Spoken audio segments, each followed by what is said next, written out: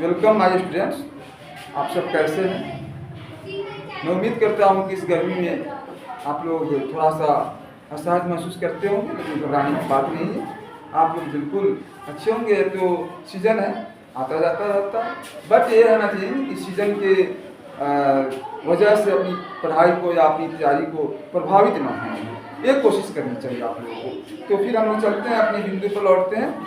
आज देखते हैं फंडामेंटल राइट्स के कुछ बचे हुए पहलुओं को देखते हैं और हम लोग कोशिश करते हैं कि आज इसको फिनिश करने का कोशिश करेंगे। तो आपका मैं 25, 25, 26, 27, 28 में करा दिया था। आज जो कराना है वह है आर्टिकल, क्या आर्टिकल है? तो 29 और 30। क्या है? 30, यानी कि 30 आर्टिकल हम लोग आज देखेंगे। यानी कि यह जो आर्टिकल है यह किससे संबंधित है, किससे जुड़ा हुआ है? तो यह है संस्कृति और, यानी कि संस्कृति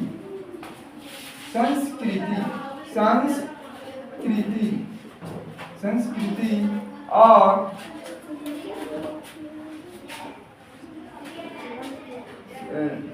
शिक्षा से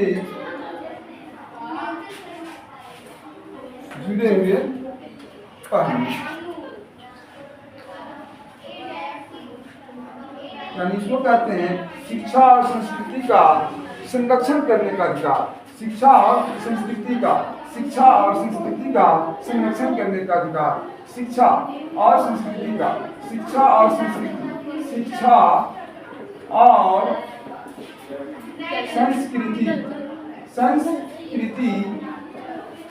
की सुरक्षा करने का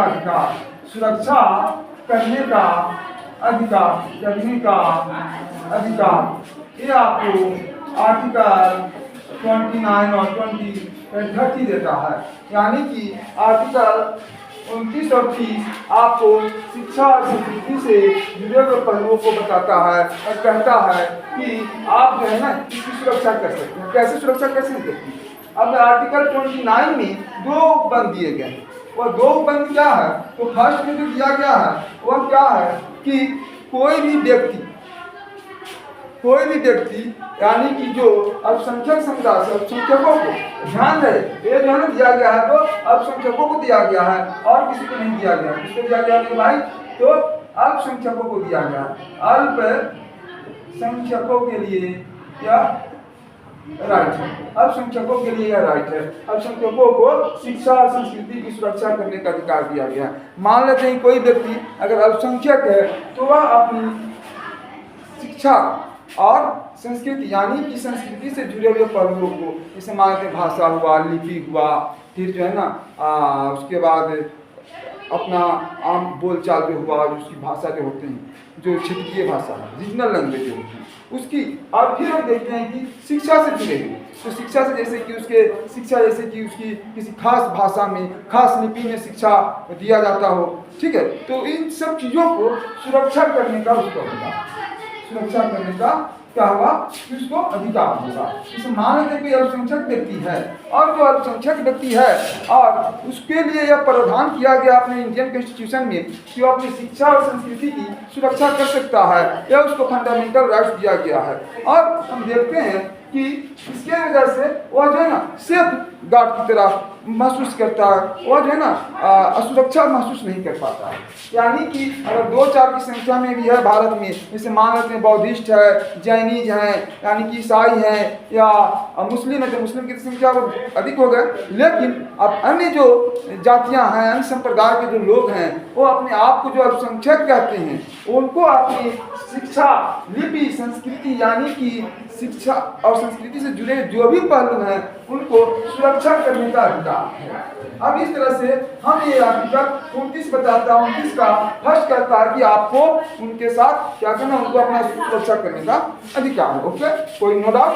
अब देखते हैं कि सेकेंड क्या कहता है इसका। सेकेंड पहलू क्या कहता है? सेकेंड पहलू कहता है मेरे बच्चों कि किसी भी अल्पसंख्यक संप्रदाय को जो भारत में निवास करता है, भारतीय भूभाग में निवास करता है, वह राज्य निधि से या देश की निधि से, राज्य निधि से पोषित कोई भी शैक्षणिक संस्थान होगा, उस शैक्षणिक संस्थान में किसी भी अल्पसंख्यक समुदाय के बच्चों से के साथ भेदभाव नहीं किया जाएगा। यानी कि प्रवेश के मामले में हो, नियुक्ति के मामले में हो, या अन्य किसी मामले में, यानी कि स्थान का आवंटन का मामला हो या कोई अवसर उपलब्ध कराने की बात हो, तो इस मामले में किसी भी अल्पसंख्यक समुदाय के लोगों से हम भेदभाव नहीं कर सकते हैं। यानी कि आर्टिकल 30 कहता है आपके भारतीय संविधान के अनुच्छेद 30 कहता है कि कोई भी अल्पसंख्यक समुदाय का व्यक्ति अगर है तो उसकी, जैसे में अल्पसंख्यक कौन होते हैं, जिनकी संख्या कम होता है। अल्प मतलब थोड़ा, असंख्या मतलब संख्या, यानी कि जिनकी संख्या कम हो, और तो उनको जो है ना अपनी शिक्षा और संस्कृति की सुरक्षा करने का, शिक्षा और संस्कृति की सुरक्षा करने का अधिकार है। बट फर्स्ट ये है कि भाई वो सुरक्षा करने का अधिकार नहीं। सेकेंड कहता है कि उनके साथ भेदभाव नहीं किया जा सकता। किस संस्था में? जो संस्था सरकारी हित से, सरकारी निधि से, यानी कि राज्य निधि से पोषित हो, यानी कि राज्य उस पर खर्च कर रही हो, यानी कि खर्च कर रहा हो, और उसको जैसे कि वहाँ पर, जैसे को हम सरकारी कह सकते हैं, यानी सरकारी स्कूल में, कॉलेज में, किसी संस्था में, किसी और अन्य इंस्टीट्यूशन में आप जो है ना वहाँ पर भेदभाव नहीं कर सकते। यह कहकर कि भाई तुम मुस्लिम हो, तुम ईसाई हो, तुम सिख हो, तुम हिंदू हो, ऐसा नहीं कह सकते। हम किसी के साथ भेदभाव नहीं कर सकते।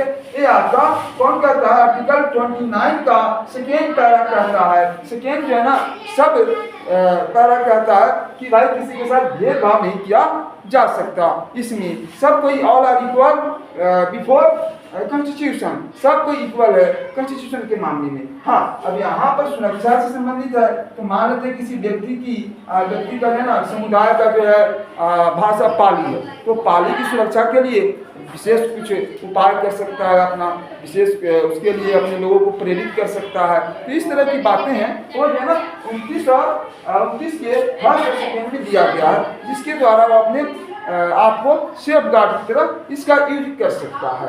अब मेरे बच्चों, अब बात यह है कि 29 तो उसको दिया गया कि भाई सुरक्षा उसको प्रदान करता है, सेकेंड देता है 29 का फर्स्ट सुरक्षा प्रदान करता है, सेकेंड जो यानी कि 29 का सेकेंड देता है कि भाई भेदभाव नहीं किया जाएगा। बट 30 क्या कहता है? आर्टिकल 30 क्या कहता है, इसको देखेंगे।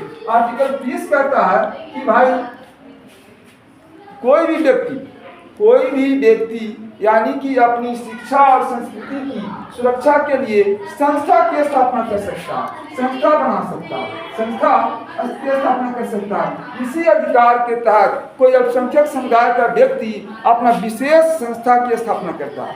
कोई भी अल्पसंख्यक समुदाय का व्यक्ति अपने समुदाय के हित के लिए, अपनी एजुकेशन एंड कल्चर के डेवलपमेंट के लिए, उसके प्रोटेक्शन देने के लिए किसी विशेष तरह के एजुकेशनल पॉइंट्स को स्टेबल कर सकता है, और वहाँ पर वो जो है ना उसकी क्या करते हैं यानी कि गवर्निंग कर सकता है। उसका प्रशासन जो है ना उसके जिम्मे होगा, उस समुदाय के जिम्मे होगा, उस समुदाय के जिम्मे होगा, उस समुदाय के जिम्मे होगा, और उसका प्रशासन खुद और गवर्निंग करेगा। यानी कि गवर्निंग जो होगा पावर उसके पास होगा, उसमें सरकार का कोई हाँ ये भी होना चाहिए कि सरकार के नियमों के अनुसार हो, सरकार के नियमों के अनुसार ना होना ये भी जो है ना गलत बात है। एक कॉन्स्टिट्यूशन जो है ना आपको अधिकार नहीं देता है कि भाई कॉन्स्टिट्यूशन से परे जाकर आप इस संस्था की स्थापना कीजिए और वहाँ पर कुछ देशद्रोह या राष्ट्रद्रोह जैसे कुछ कार्यों को कीजिए या प्रेरित कीजिए। इसकी अनुमति आपको अपना संविधान नहीं देता है। हाँ, संस्था की स्थापना करना है, स्कूल कॉलेज खोलना है, बट इसके तहत क्या होगा ना आपको सरकार के नियमों के अनुकूल होगा। इसी के तहत हम देखते हैं कि किसी विशेष समुदाय का लोग विशेष तरह की संस्था की स्थापना करता है। जैसे जैनी लोग अपने जैनी इंस्टीट्यूशन की स्थापना करते हैं, तो बौद्धिस्ट लोग अपने बौद्धिस्ट इंस्टीट्यूशन की स्थापना करते हैं उसके डेवलपमेंट के लिए। देखिए जैसे कि मगध यूनिवर्सिटी के तहत या मगध कल्चर के तहत हम देखते हैं कि बौद्धिस्ट कल्चर का डेवलपमेंट के लिए बहुत सारे संस्था को स्टेबल किया गया, स्थापना उसकी की गई है। इसी तरह से हम देखते हैं कि मुस्लिम समुदाय के लोग वो भी अपने लिए मदरसा या अन्य चीज़ों की स्थापना करते हैं सरकार के नियमों के अनुकूल। यानी कि जो भी संस्था कोई भी समुदाय अगर स्थापित करता है तो वह देश के नियमों के, देश के हितों के अनुकूल हो, ना कि देश के नियमों के और कानून के विपरीत जाए। यानी कि वहाँ जो भी गतिविधि हो वो सारी गतिविधियाँ देश निर्माण में, राज्य निर्माण में सहायक हो। यानी कि नागरिकों के सदाचार और नागरिकों के उत्थान के लिए और क्या हो, एक प्रेरक का काम करे। यही जो है आपका कहता है कौन, आर्टिकल 30 कहता है। आर्टिकल 30 कहता है कि वहाँ पर जो भी संस्था बनेंगे उसके प्रशासन की जिम्मेदारी यानी कि व्यक्तियों की होगी जो लोग खोलें।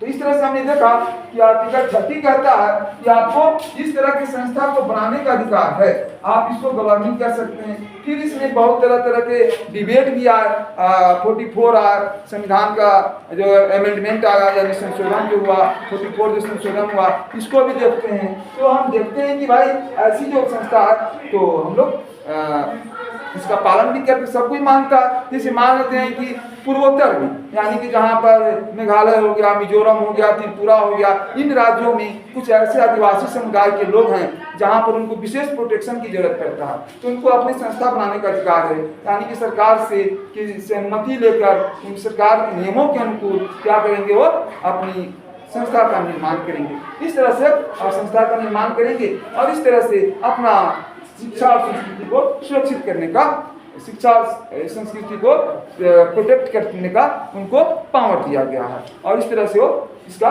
काम करेंगे। तो हम आज देखे हम लोगों ने कि 29, 30 को देखा और आज मेरे बच्चों बहुत ही ज़्यादा भीषण गर्मी है, इसको देखते हुए आज क्लास को यहीं पर स्टॉप करते हैं। फिर कल मिलते हैं नेक्स्ट सेशन में और हम लोग बाकी बचे हुए इसके डिबेट को क्लियर करेंगे। 29 और 30 में बहुत सारे डिबेट हैं जो हम लोग कल क्लियर करेंगे इसको और देखेंगे। Okay, bye.